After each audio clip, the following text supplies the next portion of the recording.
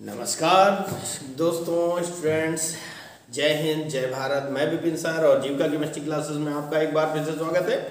Hello students, आप पढ़ रहे थे पिछले यानी क्लास 12 चैप्टर नंबर 12 का कार्बोक्सिलिक एसिड नामकरण आपने पढ़ा इससे पिछली वीडियो में पार्ट 7 में। आज आप पढ़ने जा रहे हैं पार्ट 8 और कार्बोक्सिलिक एसिड बनाने की सामान्य विधियाँ।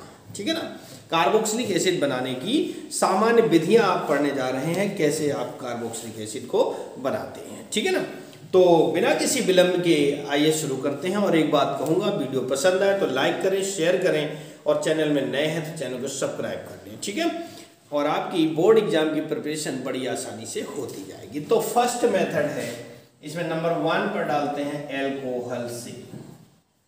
ठीक है ना, एल्कोहल से एल्कोहल से हमें बनाना है क्या, IUPAC नामकरण, सॉरी एल्कोहल से हमें कार्बोक्सिलिक अम्ल बनाना है। क्या बनाना है भैया, कार्बोक्सिलिक अम्ल बनाना है एल्कोहल से हमें।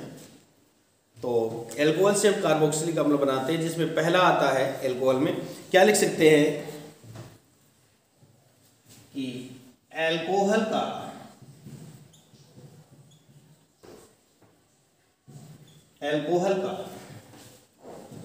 ऑक्सीकरण K2Cr2O7 का ऑक्सीकरण K2Cr2O7 यानी पोटेशियम डाइक्रोमेट। एल्कोहल का ऑक्सीकरण K2Cr2O7 यानी पोटेशियम डाइक्रोमेट व सांद्र H2SO4 की उपस्थिति में, ठीक है ना, सांद्र H2SO4 की उपस्थिति में कराने पर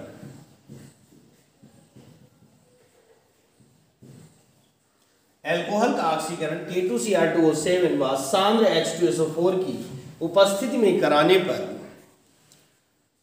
कार्बोक्सिलिक अम्ल प्राप्त होते हैं।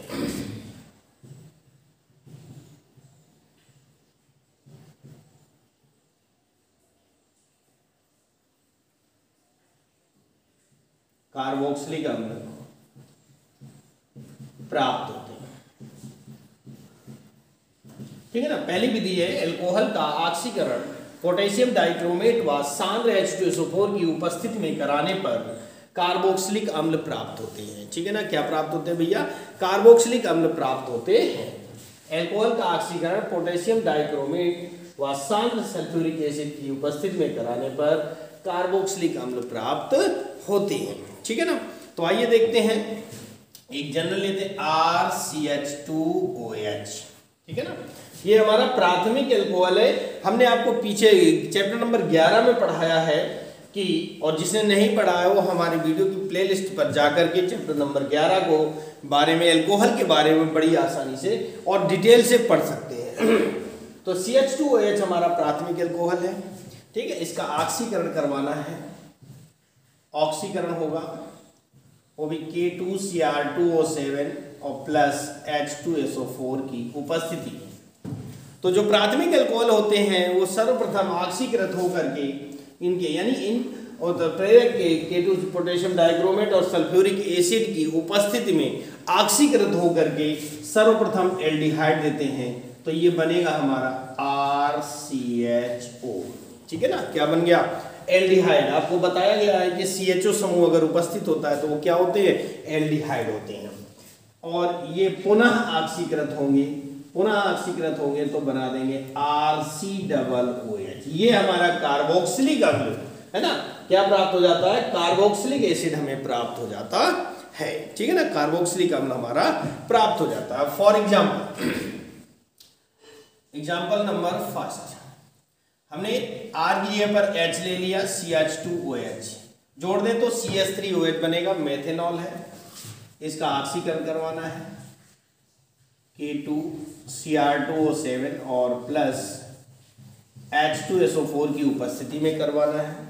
तो ये बन जाता है क्या, HCHO, फॉर्मेल्डिहाइड बन जाता है। क्या बना भैया, फॉर्मेल्डिहाइड नाम हो गया इसका, फॉर्मेल्डिहाइड बना। और ये पुनः ऑक्सीकृत हो जाएगा और बना देगा HCOOH। इसका नाम क्या है? फार्मिक अम्ल। क्या नाम है भैया?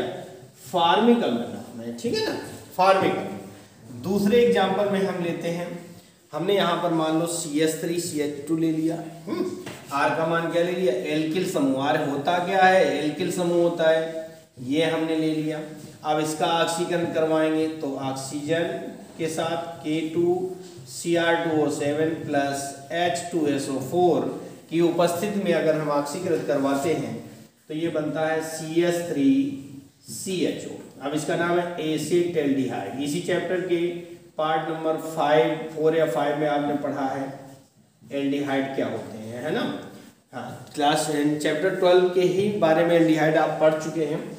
एसिटाल्डिहाइड, इसका पुनः ऑक्सीकरण हो जाएगा और ये बना देगा CH3COOH। नाम होगा एसिटिक अम्ल। क्या नाम होगा भैया? एसिटिक अम्ल है, ठीक है ना। और तीसरे एग्जाम्पल में मान लो हमने एरोमेटिक कार्बोक्सिलिक अम्ल बनाना है। क्या बनाना है? एरोमेटिक कार्बोक्सिलिक अम्ल। तो हम ले लेते हैं फेनिल समूह C6H5CH2OH। बेंजील एल्कोहल है ये। क्या है ये? बेंजील एल्कोहल, ठीक है। ये क्या है? एथेनॉल है। ये क्या है? मेथेनॉल है। अब इसका ऑक्सीकरण करवाएंगे, सबके लिए उत्प्रेरक वही है, कैटालिस्ट जो है वो सेम है, H2SO4। बनाएगा क्या? C6H5CHO, बेंजेल्डिहाइड बना। क्या बना भैया? बेंजेल्डिहाइड, ठीक है ना, बेंजेल्डिहाइड बना और ये पुनः ऑक्सीकृत हो जाएगा और बनाएगा C6H5COOH, बेंजोइक अम्ल। बेंजोइक अम्ल, ठीक है। ये बेंजोइक अम्ल हमें प्राप्त हो जाता है, ठीक है ना। क्या मिल गया? बेंजोइक। तो ये हमारे कार्बोक्सिलिक अम्ल बनाने की पहली विधि आपकी कंप्लीट हो जाती है। फर्स्ट विधि यानी एल्कोहल से हम किस प्रकार कार्बोक्सिलिक अम्ल को बना सकते हैं ये आपने देख लिया। बड़ी आसानी से हम कार्बोक्सिलिक, कोई भी ये सामान्य अपक्रिया हमें याद करनी है। जनरल अपक्रिया हमारी अगर याद हो जाए तो हम आगे की तैयारी अपने आप कर सकते हैं, है ना। कोई भी आर का मान रखते जाओ, एल्किल समूह रखते जाओ, आपका कार्बोक्सिलिक एसिड प्राप्त होता है। अब चलते हैं विधि नंबर 2।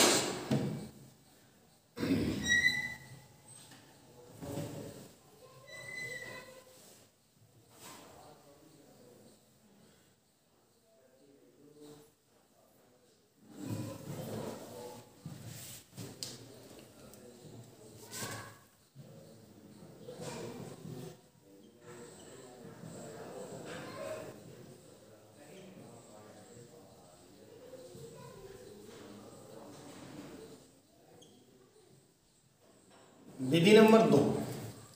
विधि नंबर 2 में क्या है? एल्डिहाइड से बनवाना है। एल्डिहाइड से पहला किससे बना था? कार्बोक्सिलिक अम्ल से बना था। अब दूसरी विधि है हमारी एल्डिहाइड से कार्बोक्सिलिक अम्ल कैसे बनाएंगे, ठीक है ना। पहली विधि एल्कोहल से थी, अब दूसरी है एल्डिहाइड से। तो आइए शुरू करते हैं। क्या लिखेंगे? एल्डिहाइडों का ऑक्सीकरण टॉलेन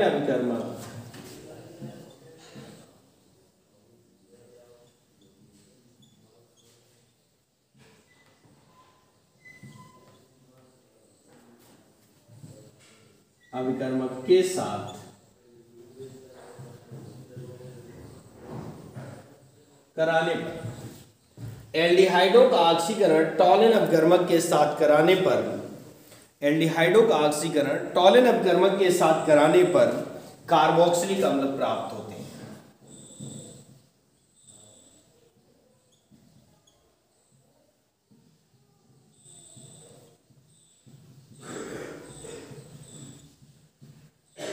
ठीक है, एल्डिहाइडों का ऑक्सीकरण टॉलेन अपगर्मक के साथ अगर हम कराते हैं तो हमें कार्बोक्सिलिक अम्ल प्राप्त होते हैं। कैसे? आइए देखिए। RCHO एक सामान्य अभिक्रिया है। R मतलब एल्किल समूह होता है, एक सामान्य अभिक्रिया है। इसका ऑक्सीकरण करवाना है। क्या करवाना है भैया? ऑक्सीकरण करवाना है। तो इसके लिए लेते हैं प्लस नवजात ऑक्सीजन और यहां पर लिखेंगे क्या? टॉलेन अभिकर्मक। ठीक है, टॉलेन अभिकर्मक ले लेते हैं और टॉलेन अभिकर्मक की उपस्थिति में जब हम इसका ऑक्सीकरण करवाते हैं तो ये बन जाता RCOOH। क्या बन जाता भैया? RCOOH बन जाता है। ठीक है ना। अब इसमें हम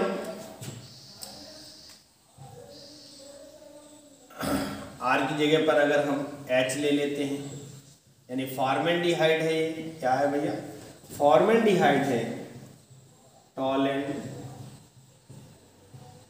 अभिकर्मक, तो ये बन जाएगा क्या? HCOOH, फार्मिक अम्ल बन जाता है। इनके नाम हम पिछले उसमें बता चुके हैं।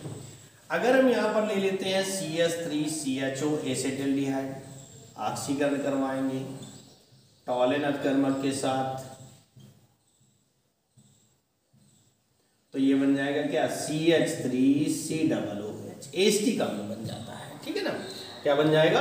एस्टिक अम्ल बन जाएगा। अगर हम यहाँ पर ले लेते C6H5CHO प्लस पुनः ऑक्सीकरण करवाएंगे टॉलेन अभिकर्मक के साथ, तो ये बनेगा C6H5COOH। यहाँ लिख ही देता हूँ, टॉलेन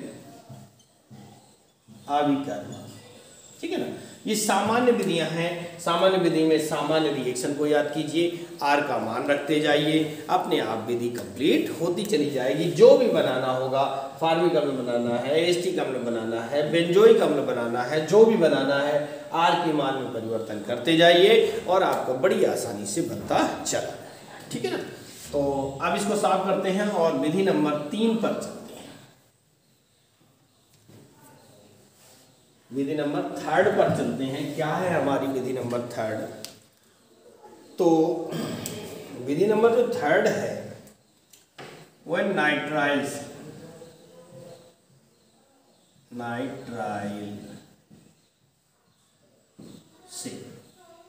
अब थोड़ी देर के लिए जान लेते हैं कि नाइट्राइल क्या होते हैं, है ना। ऐसे तो पता नहीं चला, एल्डिहाइड पता चल जाता है, CHO समूह होता है, अल्कोहल मतलब OH समूह उपस्थित होगा।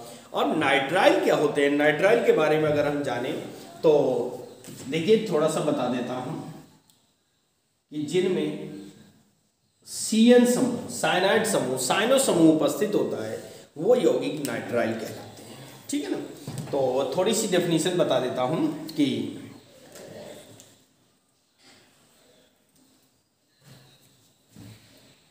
सिंगल बॉन्ड CN समूह युक्त यौगिक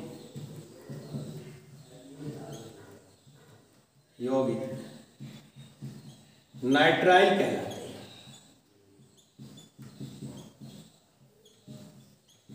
CN समूह युक्त यौगिक नाइट्राइल कहलाते हैं। साइनो समूह युक्त यौगिक जो है वो नाइट्राइल कहलाते हैं। जब इनका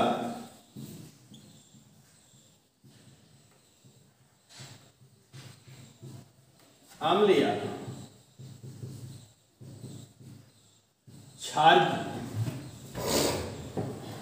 उपस्थिति में, जब इनका अम्ल या क्षार की उपस्थिति में जलअपघटन करवाते हैं,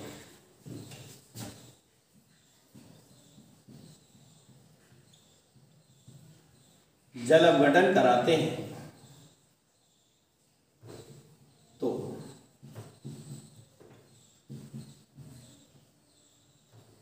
कार्बोक्सिलिक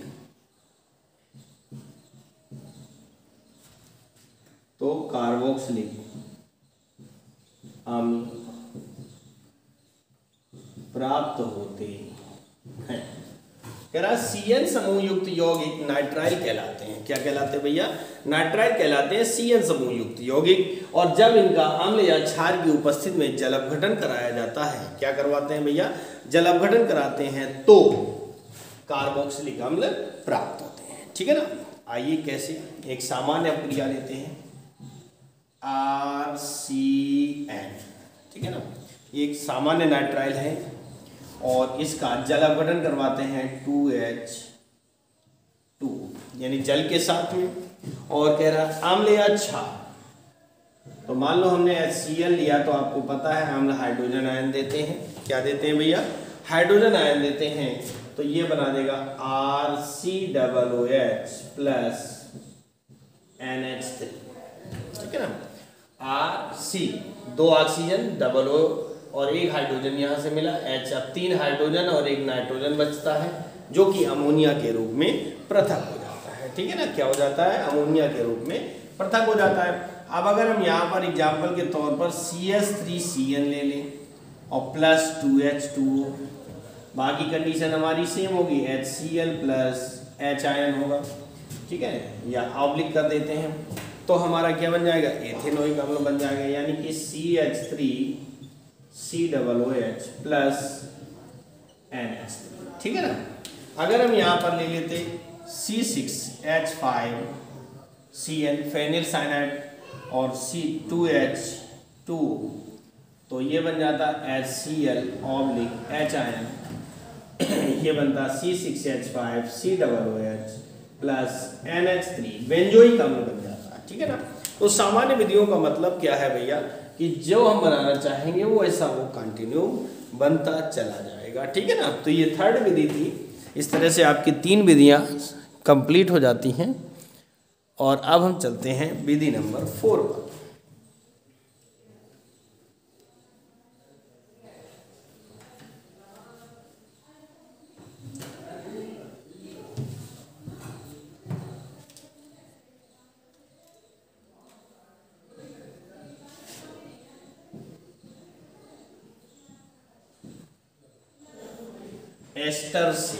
एस्टर से बनाना है कार्बोक्सिलिक अम्ल।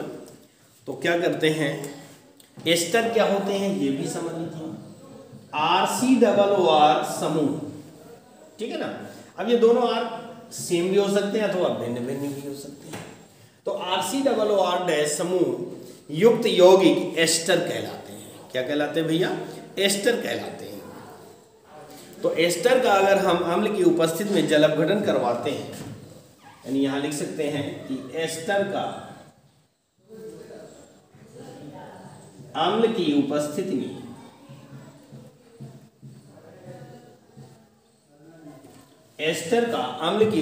में जल अपघटन कराने पर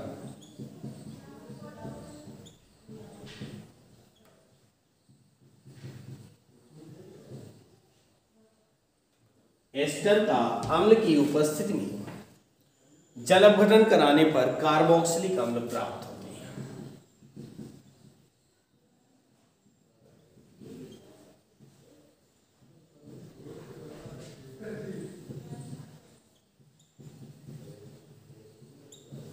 एस्टर का अम्ल की उपस्थिति में जल अपघटन कराने पर, ठीक है ना, उपस्थिति में क्या करवाना है भैया? जल अपघटन अगर करवाते हैं तो हमें कार्बोक्सिलिक अम्ल प्राप्त होते हैं, ठीक है ना। For example RCOOR plus H2, ठीक है ना। अम्ल की उपस्थिति दर्शाना है तो HCl ऑब्लिक H प्लस, ठीक है ना। तो अम्ल बन जाएगा। अब ये बनता क्या है? RCOOH। एक तो अम्ल बन जाता है, क्या बनता है? अम्ल बनता है, और दूसरा बन जाता है R-OH, यानी कि एक एल्कोहल बनता है और एक अम्ल बनता है। अब मान लो हमने यहां पर ले लिया CH3COOC2H5, ठीक है ना। ये बॉन्ड ना लगाओ तो भी कोई दिक्कत नहीं है। नाम है एथिल एसीटेट। क्या नाम भैया? एथिल एसीटेट नाम है, अथवा इसको हम एस्टर भी कहते हैं। क्या कहते हैं? एस्टर भी कहते हैं। इसका जल अपघटन करवाना है H2O के साथ तो HCl ऑब्लिक H प्लस बन जाएगा CH3COOH प्लस C2H5OH। अब R डैश की जगह पे कौन था? C2H5, तो R डैश की जगह पर हो गया C2H5OH। ये हमारा बन जाता है क्या? एस्टर के जल अपघटन से कार्बोक्सिलिक अम्ल बना, ठीक है ना।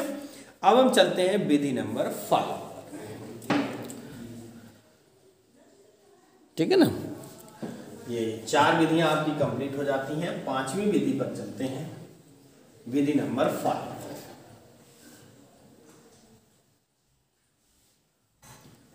तो विधि नंबर 5 क्या है हमारी?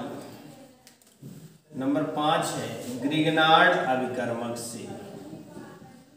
ग्रिगनार्ड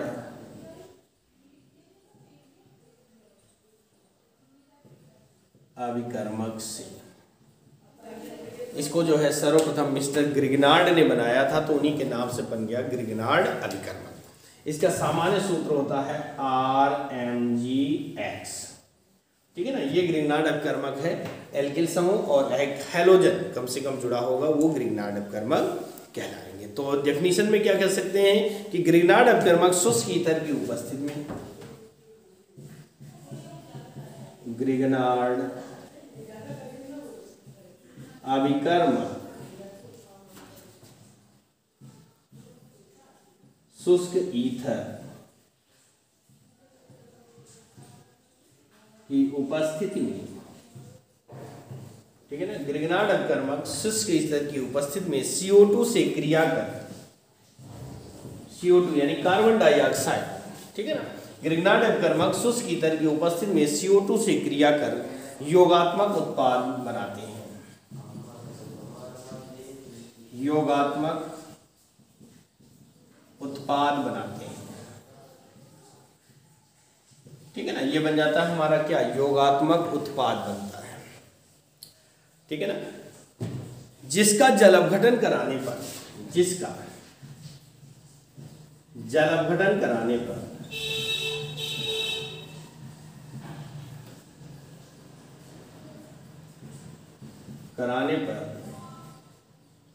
कार्बोक्सिलिक अम्ल,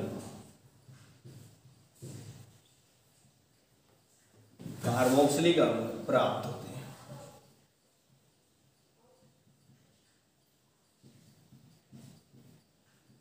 ठीक है ना। ग्रिगनार्ड अभिकर्मक का शुष्क ईथर की उपस्थिति में CO2 के साथ, इसके साथ CO2 के साथ अगर हम क्रिया करवाते हैं तो एक योगात्मक उत्पाद प्राप्त होता है, और उसका अगर हम जलअपघटन करवा देते हैं तो हमें कार्बोक्सिलिक अम्ल प्राप्त हो जाते हैं। तो आइए एग्जांपल देखते हैं। RMgX ये हमारा ग्रिगनार्ड अभिकर्मक हो गया। ये किसके साथ क्रिया करता है? CO2 के साथ क्रिया करता है। और कैसे करता है? शुष्क ईथर की उपस्थिति में। ठीक है ना। किसकी? शुष्क ईथर की उपस्थिति में क्रिया करता है और बनाता है RC≡OMgX योगात्मक उत्पाद। योगात्मक यौगिक, योगात्मक योग आ गया, सब चीजें जुड़ जाती हैं, कोई भी चीज बाहर नहीं निकलती है ना, योगात्मक उत्पाद। अब इसका हम करवा लेते हैं जलअपघटन। क्या करवाते हैं? जलअपघटन H2O के साथ होता है। जलअपघटन करवाते हैं तो ये बनता है RCOOH प्लस MgOH और X, ये प्राप्त हो जाता है। ठीक है ना। कहाँ से आया? H2O को अगर हम HOH लिख दें तो RCOOH प्लस Mg और ये वाला OH और X प्राप्त हो जाता है। अब फॉर एग्जांपल मान लो हमने यहाँ पे ले लिया CH3MgCl, ठीक है, या ना Cl लेते हैं तो दूसरा हेलोजन Br ले लेते हैं, प्लस CO2, शुष्क ईथर की उपस्थिति है तो ये क्या बना देगा? CH3COOMgBr योगात्मक यौगिक बन जाएगा। इसका अगर हम जलअपघटन करवा देते हैं HOH के साथ तो ये बनेगा CH3COOH प्लस MgOH और Br। ठीक है ना। तो ये हमारी विधि नंबर 5 थी हमारा, जिससे कार्बोक्सिलिक एसिड प्राप्त हो जाता है। ठीक है ना। तो इस तरह से कार्बोक्सिलिक अम्ल बनाने की सामान्य विधियां समाप्त होती हैं। और आज के इस वीडियो में इतना ही। इससे आगे के जो कंपाउंड्स हैं जैसे कि मेथेनोइक अम्ल है, फार्मिक अम्ल है, एस्टिक अम्ल है, इनको बनाने की विधियां अगले वीडियो में मिलेंगी। और जैसा मैंने कहा था कि वीडियो पसंद आए तो लाइक करें, शेयर करें, और अगर आपको समझ में आ रहा है तो भैया इसको खूब फैला दो, वायरल कर दो, जिससे कि सभी बच्चों का भला हो जाए। ठीक है। आप अपना फ़ायदा उठाएं, दूसरों को भी फ़ायदा उठाएं। ओके, कहते हैं कर भला तो हो भला। आप किसी का भला करेंगे तो आपका भी भला हो जाएगा। Okay, thank you. जय हिंद, जय भारत।